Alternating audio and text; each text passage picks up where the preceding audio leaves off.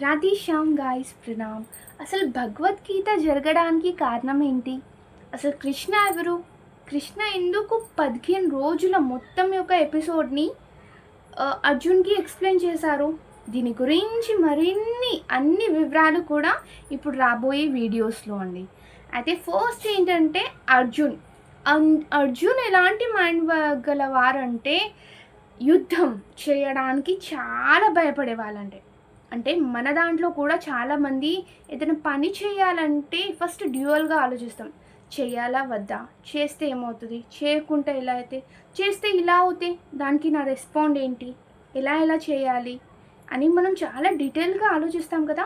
First మన human కాన్షియస్లో ఉన్న బ్రెయిన్స్ని తెలుసుకుందాం. 2 కైండ్ ఆఫ్ బ్రెయిన్స్ ఉంటుందండి. ఒకటి కాన్షియస్ బ్రెయిన్, ఇంకొకటి సబ్ కాన్షియస్ బ్రెయిన్. ఎప్పుడైతే కాన్షియస్ బ్రెయిన్ అయితే ఏంటంటే ఎప్పుడు కూడా డైలమాలో ఉంటుంది. చేయాలా వద్దా, చేస్తే ఇది అవుతుంది, చేయకుంటే ఏమవుతుంది. అది సబ్ కాన్షియస్ మైండ్. దీన్ని మనం ఏంటంటే ఇంకొకటి ఇన్నర్ చైల్డ్గా, మన యొక్క హార్ట్గా కూడా పరిగణిస్తారు. సో ఏంటంటే ఎప్పుడైతే ఇన్నర్ చైల్డ్ మనకి ఒకటే ముక్కు సూటిగా వెళ్తారని అంటారు కదా మనుషుల్ని, ఒకటే స్ట్రేట్ ఫార్వర్డ్గా ఒకటే కంటెంట్ని అవుతుంది, ఖచ్చితంగా అవుతుంది అని చెప్తుంది. అదే మన ఇన్నర్ చైల్డ్. సో ఎప్పుడైతే డైలమాలో ఉన్నామో మనకి సంచయ ఆత్మ వినశ్యతి, అంటే ఎప్పుడైతే డైలమాతో డౌట్ఫుల్గా ఏదైనా ఒక కార్యాన్ని ముందు పెట్టి అది దాన్ని కంటిన్యూ చేయక మిడిల్ ఆఫ్లో స్టాప్ చేసుకుంటూ వెళ్తే ఏమవుతుందంటే చేసుకున్న అండ్ మీరు ఈ యొక్క టైం ఎనర్జీని ఇన్వెస్ట్ చేసిన కార్యంలో సఫలం అనేది ఉండదు. ఆ రీజన్ వల్ల ఏంటంటే కొందరిలో ఏంటంటే స్థిరత్వం, ఒక పనిని ఒక 3 days చేశాక 4th day చేయలేకపోతారు. 5th day మళ్ళీ డీలే చేస్తారు. మళ్ళీ 6th day ఏం చేస్తారంటే మళ్ళీ స్టార్ట్ చేస్తారు. ఇలా యథావిధిగా చేయడం ఆపుతూ చేయడం వల్ల ఆ వర్క్ యొక్క క్వాంటిటీ లేకుండా ఆ క్వాంటిటీ తగ్గిపోతుంది. అండ్ కన్సిస్టెంటీ అంటే స్థిరత్వం కూడా తగ్గిపోతుంది. ఆ వర్క్లో ఆ యాక్షన్లో ఉండే అవుట్కమ్ అనేది తగ్గిపోతుంది అన్నమాట. సో మనకి కృష్ణ భగవద్గీతలో చెప్పే ప్రతి ఒక్క లెసన్స్ కూడా మన యొక్క డైలీ లైఫ్కి రిలేటెడ్ అయినవి అండి. అండ్ ఇంకొకటి ఏంటంటే ఎప్పుడైతే కృష్ణ టీచింగ్స్ ఎప్పుడైనా మనకన్నా ఎక్కువ ఇంటెలిజెంట్గా ఉన్న వాళ్ళని కదా మనం ఫాలో అవుతాం. సో ఇక్కడ కృష్ణ బేసిక్గా ఇంటెలిజెంట్ ఒకటే కాదండి, తనలో చాలా క్వాలిటీస్ ఉన్నాయి. కృష్ణం వందే జగద్గురు అంటారు. సో ఈ యొక్క క్వాలిటీస్ వల్ల ఏంటంటే కృష్ణ మనకి ఒక మార్గదర్శకం చూపిస్తున్నారు.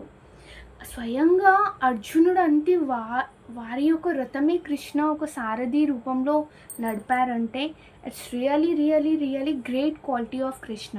సో మీలో కూడా మీ లైఫ్లో కూడా మీరందరూ కూడా కాన్హాని మీ యొక్క లైఫ్లో కాన్హా నుండి గైడెన్స్ తీసుకొని అండ్ మీరు చేసే ప్రతి పనిలో 3 things ఖచ్చితంగా మనం సాధించాలండి. ఒకటి ఆనందం, ఒకటి సాటిస్ఫాక్షన్, ఒకటి ప్రసన్నత. ఏదైతే లైఫ్లో ఇది చేశాను, ఇది చేయడం వల్ల నేను ఇంత ఆనందంగా ఉన్నాను, ఒక చిన్న సాటిస్ఫాక్షన్, ఒక ఫీలింగ్ జనరేట్ అవుతుంది కదండి. దాన్ని మీరు పొందాలంటే ఖచ్చితంగా మనం భగవద్గీత అండ్ కాన్హా యొక్క షెల్టర్ తీసుకోవాల్సిందే.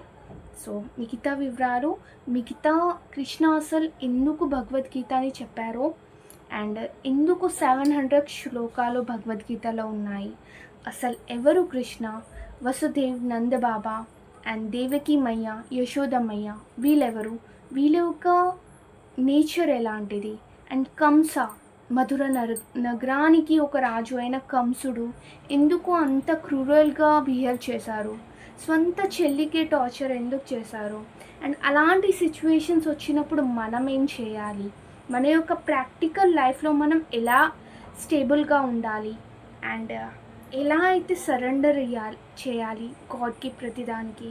అండ్ ఇంకొకటి ఏంటంటే యాక్సెప్టెన్స్ మనలో ఎలా పెరుగుతుంది, దీని గురించి అన్ని వివరాలు కూడా అప్కమింగ్ వీడియోస్లో వస్తున్నాయండి.